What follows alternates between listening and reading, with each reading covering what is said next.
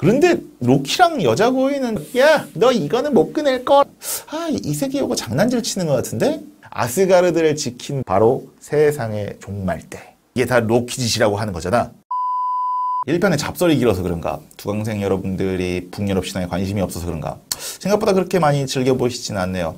그래도 남자가 시작을 했으면 무라도 잘라봐야죠. 이번에는 거두절미하고 바로 한번 들어가 보도록 하겠습니다. 각 주요 신들의 특징을 보여주는 그 주요 에피소드를 한번 안적해보고 북유럽 신화가 21세기까지 우리 삶에 또는 어떤 대중문화, 또 문화예술에 끼친 영향들에 대해서 함께 아는 척을 해보도록 하겠습니다. 주신 오딘은 애꾸눈을 한 지혜의 신입니다. 그것과 관련된 이제 에피소드가 있는데, 오딘이 욕심이 굉장히 많아요. 특히 지혜에 대한 욕심이 굉장히 많은데, 지혜로운 거인, 기억의 수호자라고 불리는 미미르가 이 거인들이 사는 세상인 요툰헤임에 있는 지혜의 샘물인 미미르의 샘을 지키고 있었습니다. 젊은 오딘은 그 미미르의 샘으로 몰래 찾아가서 미미르의 샘 한 모금을 마시게 해달라고 합니다. 미미르 말고는 그 누구도 그 샘물을 마실 수가 없어서 결국에는 거절을 당해요. 그런데도 오딘이 계속 조르니까 미미르는 네 눈을 샘에 넣어라 라고 말을 해요. 그때 오딘은 두말 하지도 않고 칼을 달라고 해서 자기 눈을 한쪽을 빼서 눈을 샘에 넣었습니다. 결국 미미르는 자신의 뿔로 만든 잔인 갤라르 호른의 샘물을 따라주고 오딘은 한 방울도 남기지 않고 다 마셔서 지혜와 통찰력을 얻게 됩니다. 오딘의 한쪽 눈은요, 미미르의 샘에 담겨서 모든 것을 볼 수 있게 됩니다. 시간이 흘러서 에시르 신족과 그 바니르 신족, 두 신족이 싸우다가 결국 휴전을 하고 인지를 교환하는데, 그때 이제 오딘이 바니르 신족에게 보내는 인질로 헤니르와 그의 고문으로 미미르를 보내요. 헤니르는 잘생겼지만 좀 덜 떨어진 편이었습니다. 그래서 미미르가 없으면, 그러니까 미미르가 충고를 하지 않으면 거의 칠푼이가 터졌어요. 이제 그걸 나중에 눈치를 챈 바니르 신족이 빡이 쳐서 미미르의 머리를 베어서, 헤니르의 머리가 아니라 보좌를 하고 있던 미미르의 머리를 베서 오딘한테 보내버립니다. 니들 우리한테 사기쳤냐고. 오딘은 미미르의 머리가 썩지 않게 그 마법을 걸고 미미르의 머리는 다시 살아나서 오딘에게 꾸준하게 조언을 해주죠. 그리고 오딘은 미미르의 잔, 미미르의 뿔로 만든 잔인 갤라르 호른을 신의 세계인 아스가르드와 인간의 세계인 미드가르드를 잇는 무지개 다리인 비프로스트를 지키는 자신의 아들이자 신들의 파수꾼 헤임달한테 줍니다. 혹시 뭐 큰일이 생기면 이렇게 부부젤라처럼 알람을 하라고. 그리고 헤임달은 그 역사상 갤라르 호른을 딱 한 번 붑니다. 바로 세상의 종말 때. 지혜의 신 오딘의 애꾸눈, 그리고 파수꾼 헤임달의 갤라르 호른, 그리고 미미르의 샘물. 이 정도는 이제 어디서 아는 척할 수 있겠죠. 다음은 무식하고 힘센 토르와 똑똑한데 이상한 미친놈인 로키의 이야기입니다. 토르가 이제 자고 일어났는데 아름다운 아내인 시프가 갑자기 대머리가 된 거예요. 토르는 당연히 빠개치죠. 그리고 바로 로키를 찾아가요. 뭔가 일이 잘못될 때마다 우리가 제일 먼저 하는 생각은 이게 다 로키 짓이라고 하는 거잖아. 그러면 시간이 엄청 절약된다고. 로키 캐릭터를 잘 보여주는 토르의 대사입니다. 바로 로키를 찾아가서 협박을 하니까 술 취해서 그랬대요. 그 돌려놓으라니까 뿌리까지 뽑아서 안 된대요. 더욱 빠개친 토르는 로키의 뼈를 하나씩 하나씩 전부 부러뜨리겠다고 협박을 합니다. 그러니까 로키도 갑자기 아이디어가 떠올랐대요. 솜씨 좋은 대장장인 난쟁이들한테 시프, 그러니까 토르 아내의 머리를 만들어 오겠다. 최고의 가발을 만들어 오겠다라고 약속을 한 거죠. 이 대장장인 난쟁이, 우리 1편에서도 잠깐 얘기했던 드베르그, 드워프 또는 다크 엘프들입니다.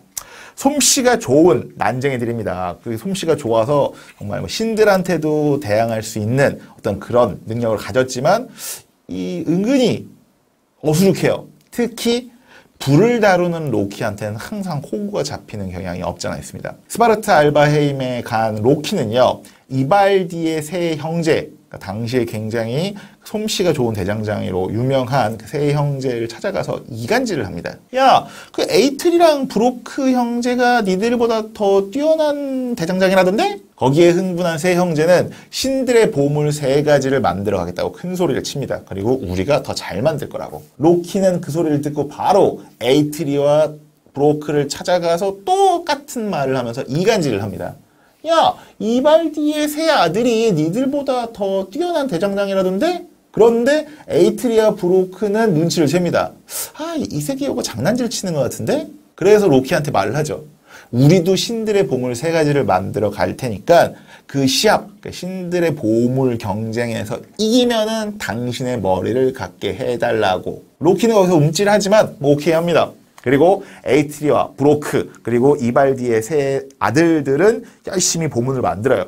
그때 로키는요, 괴상하고 거대하고 이상한 냄새를 풍기는 파리로 변신을 해서 브로크가 풀무질할 때, 그러니까는 이제 대장장이들은 불이 굉장히 중요하잖아요. 그때 이제 바람을, 공기를 넣어주는 걸 이제 풀무질이라고 하는데, 그걸 이제 동생인 브로크가 막 풀무질을 해요. 그때 엄청 괴롭힙니다. 막 목도 물고, 막 손도 물고 별짓을 다 해요. 그렇게 잘 참던 브로크는요, 마지막 보물을 만들 때 결국에는 실수를 해버리고, 결국 에이트리 브로크가 만든 마지막 보물은 조금 아쉽게 만들어졌다고 해요. 천하제일 보물대회 당일, 심사위원은 지혜의 신인 주신 오딘과 전쟁의 신이고 가장 강한 신인 토르, 그리고 풍요의 신인 프레이가 왔습니다. 이발디의 세 아들과 에이트리 브로크 형제는 신들을 위한 6가지, 3+3은 귀요미가 아니라 6가지죠. 6개의 보물을 가져옵니다. 거기에는 당연히 시프, 그러니까 토르 아내를 위한 계속 자라나는 아름다운 금발의 가발도 포함이 됐죠. 그런데 여기서는 가발이 중요한 게 아니라 북유럽 신화에서 유명한 무기들이 대거 등장을 합니다. 첫 번째가 궁리르입니다. 오딘의 무기예요. 투창인데, 그러니까 던지는 창인데 던지면 알아서 적을 찌르고 다시 주인한테 돌아와요. 오딘이 애꾸눈이라서 명중률이 높지 않았는데 궁리르를 받고 기분이 굉장히 좋아집니다. 다만 궁리르를 두고 한 맹세는 절대로 깰 수 없다고 합니다. 두 번째로 기억해야 할 보물은 멸리르입니다. 전쟁의 신 토르의 무기죠. 토르 관련된 영화를 보신 분이라면 기억하실 겁니다. 번개를 만드는 망치, 절대로 망가지지 않는 망치, 겨냥한 걸 반드시 명중하는 망치, 그리고 다시 주인에게 돌아오는 망치. 그런데 이 멸리르의 손잡이가 굉장히 짧아요. 그 아까 파리 로키가 브로크의 풀무지를 방해해서 그 손잡이를 길게 만들지 못했다고 합니다. 그러나 아스가르드를 지킨 무기를 가진 신들, 특히 전쟁의 신, 그리고 멸리르의 주인인 토르가 굉장히 기분 좋아해요. 결과는 에이트리, 브로크 형제의 승리. 로키는 이제 자신의 머리를 내줘야 할 시간이 왔습니다. 그러나 여기서 머리를 빼앗길 로키가 아니었습니다. 여기서 한마디 합니다. 머리를 가져가도 좋아. 하지만 머리를 자를 때 내 목을 조금이라도 자를 순 없어. 그건 약속과 다르잖아? 머리를 자를 때 이 목을 안 자를 수가 있을까요? 어디서부터가 목이고 어디서부터가 머리예요? 이게 말이 안 되잖아요. 북유럽 신화 세계관에서 깨와 말싸움으로 로키를 이길 사람 아니죠. 뭐 신, 엘프, 드워프, 거인은 없었습니다. 결국 브로크는 빡이 쳤지만 어떻게 할 수는 없어서 이 로키의 입을 꿰매버리고 그냥 가버립니다. 이렇게 신들은 훌륭한 보물들을 얻습니다. 이게 이제 로키의 캐릭터인 거죠. 문제는 로키가 일으키는데 보물도 로키가 얻게 해요. 결코 완전히 미워할 수만은 없는 캐릭터라고 볼 수가 있겠죠. 라그나로크 전까지는 말이죠. 북유럽 신화와 관련된 책들을 보면 정말 다양한 에피소드들이 나옵니다. 그 구체적인 이야기들은 직접 책을 사서 아니면 또는 빌려서 보시면 좋습니다. 그렇게 보시기를 추천드립니다. 저 같은 경우는 북유럽 신화의 멸망과 신들의 몰락, 라그나로크 이야기를 그 에피소드를 소개하면서 이 에피소드와 관련된 이야기는 마무리를 좀 지으려고 해요. 라그나로크 이야기에는 프리퀄, 그러니까 그 이전 관련된 에피소드가 2개가 있습니다. 첫 번째는 로키의 세 자식 이야기예요. 로키는 바람둥이였어요. 그래서 여자 거인인 앙그르보다와 바람을 피우고 세 자식을 얻습니다. 그런데 지혜의 신 오딘한테 그걸 걸려요. 그런데 오딘이 꿈속에서 로키의 세 자식들이 신들을 죽이고 이 세상을 멸망시킬 것이라는 이야기를 듣고 로키의 자식들을 데려오라고 합니다. 신들은 거인의 세계인 요툰헤임으로 가서 그 로키의 세 자식들을 데리고 오는데 엄마인 앙그라보다건 그리고 거기 사는 거인들이건 얘들을 데리고 오는데 거부하지 않고 오히려 얼씨구나 하는 느낌으로 보내줘요. 그때부터 약간 신들이 쎄한 느낌을 받죠. 요툰헤임에서 데려온 로키의 세 자식은 펜리르 그리고 요르문간드 헬입니다. 둘째인 요르문간드부터 얘기를 해볼게요. 요르문간드는 거대한 그리고 계속 거대해지는 독을 뿜는 뱀이었습니다. 오딘은 인간이 사는 세상, 미드가르드를 에워싸는 바닷가로 그냥 내쫓아버립니다. 셋째 딸은 헬라라고 부릅니다. 이름이 지옥이에요. 네, 그 지옥, 헬의 어원이 이 여자입니다. 오른쪽 얼굴은 아름다운 처녀의 모습을 하고 있고요. 왼쪽 얼굴은 다 썩어가는 죽은 시체, 죽은 소녀의 모습이었습니다. 오딘은 가장 깊은 암흑의 땅으로 보내서 세상의 죽은 자들을 통치하게 합니다. 그래서 지옥을 헬이라고도 부르고요. 또 로키의 딸과 헷갈리지 않게 하려고 헬하임 또는 니플헬이라고도 부릅니다. 아까 말하지 않은 첫째 아들 얘기를 할게요. 첫째 아들은 펜리르라고 합니다. 하루가 다르게 엄청나게 거대해지는 그리고 자신만만한 늑대입니다. 처음에 데리고 올 때는 조그마한 강아지만 했는데 나중에는 정말 세상만해지는 그런 늑대예요. 그런데 로키랑 여자 거인은 대체 무슨 짓을 했길래 늑대랑 뱀이랑 지옥 여왕을 낳은 걸까요? 아무튼 이 늑대 펜리르는 처음부터 크게 뭐 잘못한 건 없었어요. 심지어 오딘의 아들인 티르랑은 엄청 친하게 잘 지냈습니다. 그런데 자꾸 애 등치가 커지니까 오딘이 약간 쫄아서 그런지 쟤 좀 묶어놓으라고 시켜요. 그런데 사슬을 갖고 오면 죄다 끊어버리는 거예요. 그러니까 사슬을 묶어놓으면 뭐야 별것도 아닌데 쿵 끊어버리고 또 더 강한 거 묶으면 또 쿵 끊어버리고 결국 스파르트 알바헤임의 난쟁이들, 드워프들을 시켜서 절대 있을 수 없는 것들로 만든 절대 끊을 수 없는 사슬인 글레이프니르를 만들어 옵니다. 고양이의 발소리, 여자의 수염, 산의 뿌리, 곰의 힘줄, 물고기의 숨, 새의 침, 절대 있을 수 없는 것들이죠. 그게 왜 절대 없느냐? 바로 이 글레이프니르를 만들 때 다 써버려서 없어졌다라는 이야기가 전해집니다. 이 6가지로 결국에는 글레이프니르를 만들고 오딘이 펜리르한테 가서 야, 너 이거는 못 꺼낼걸 하고 약 올려요. 눈치를 어느 정도 챈 펜리르는요.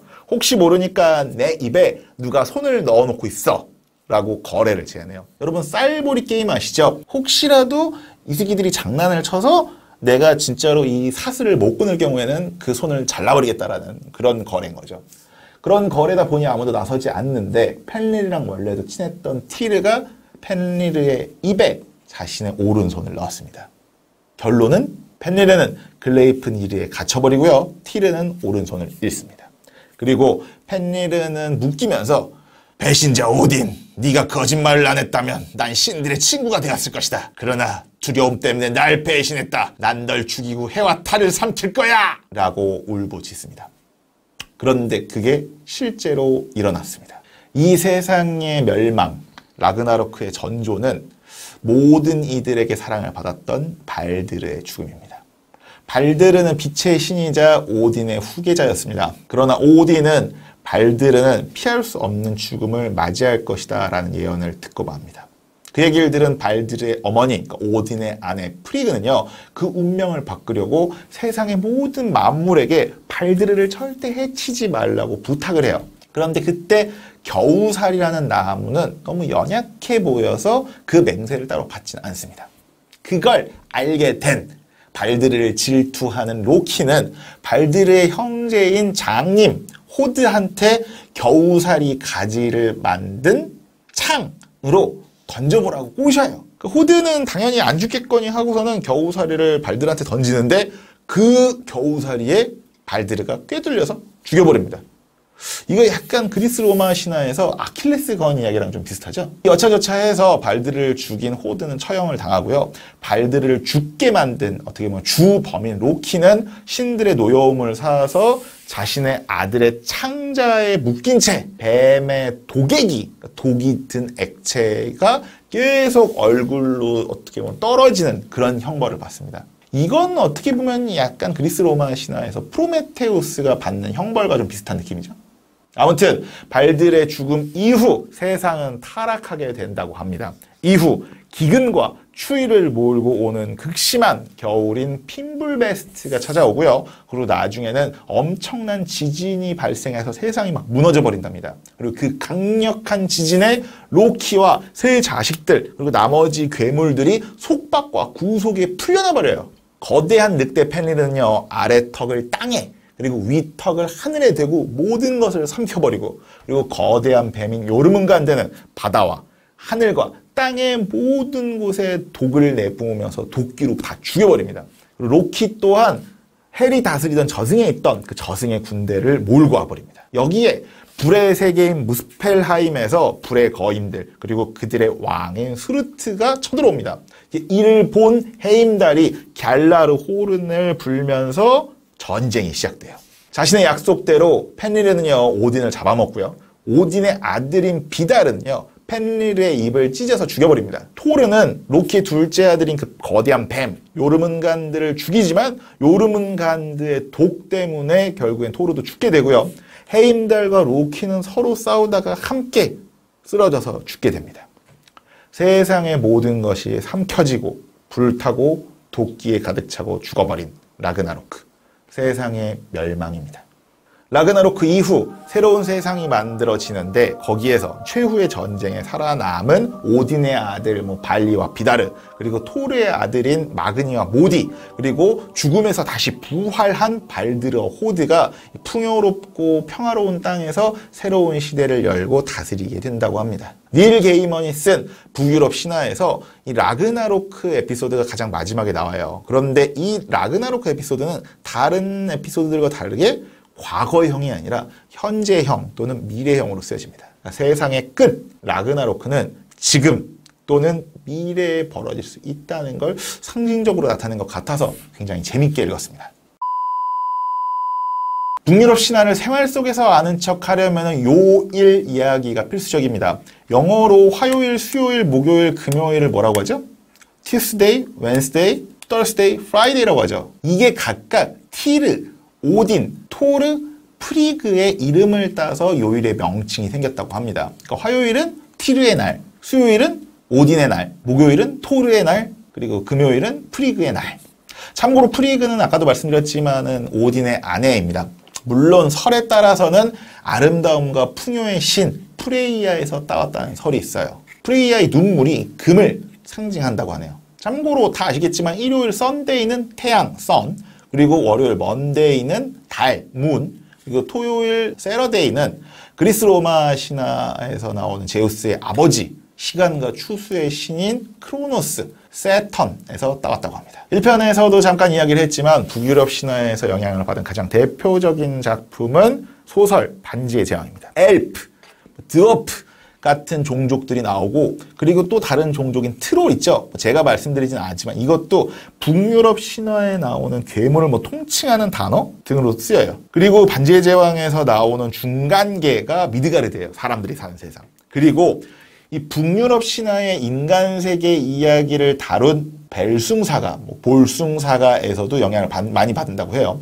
소설에 나오는 절대 반지가 이 벨숭사가의 안드바리의 반지가 모티브라고 하네요. 그리고 오페라 역사상 가장 위대한 작곡가 중 한 명으로 꼽히는 독일의 리하르트 바그너가 지은 니벨룽겐의 반지도 북유럽 신화의 외전이라고 보는 벨숭사가 그리고 니벨룽겐의 노래에 영향을 많이 받았다고 합니다. 국내에도 이게 책으로도 출간이 됐는데 총 4권이고 분량이 1460쪽에 달한다고 합니다. 읽어보기보다는 소장용으로 굉장히 이쁘다고 하네요. 국내에서 굉장히 많은 인기를 끈 영국 드라마 왕좌의 게임, 그 드라마의 원작 소설의 이름이 얼음과 불의 노래입니다. 니플헤임과 무스펠헤임, 북유럽 신화의 세계관에 영향을 좀 받았다고 합니다. 그리고 극 중에서 한쪽 팔을 잇는 제이미 라니스터는 펜리르에게 한쪽 팔을 잇는 티르에서 따왔다. 그리고 늑대로 상징되는 스타크 가문의 아이들은 로키의 아들 펜리르라든지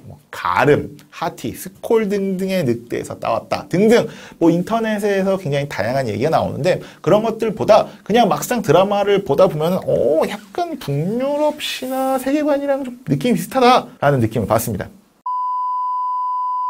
닐 게이먼은 서문에서 이야기의 끝이 있는 것도 사실이고 그것이 끝났다가 다시 태어나기 때문에 신들과 서리 거인들은 비운의 영웅 또는 비운의 악당이 된다. 북유럽 신화는 길고 긴 겨울밤과 끝없이 계속되는 여름날이 존재하는 추운 지역의 신화이다. 자신의 신을 존경하고 두려워하긴 하지만 완전히 신뢰하지도 않고 마냥 좋아하지도 않는 사람들의 신화다.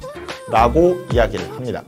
신화와 종교, 전설 등은 그 민족이 처한 자연 환경, 그리고 그 자연 환경을 대하는 그 사람들의 태도가 들어가 있죠. 그런 의미에서 라그나로크는 추운 지역에 살았던 북유럽의 노르만 바이킹인들의 자연관과 세계관을 나타내는 것 같기도 합니다. 다음에 기회가 되면은 수메르 신화, 이집트 신화, 페르시아 신화, 켈트 신화, 슬라브 신화, 인디언 신화 등등 다양한 신화 이야기를 안축하는 시간을 가져보는 것도 좋을 것 같습니다. 그때까지 구독과 좋아요, 알림 버튼을 누르고 신의 이야기를 듣듯 인간의 이야기를 듣듯이 한 번 더 보세요. 그리고 두 번 더 보세요.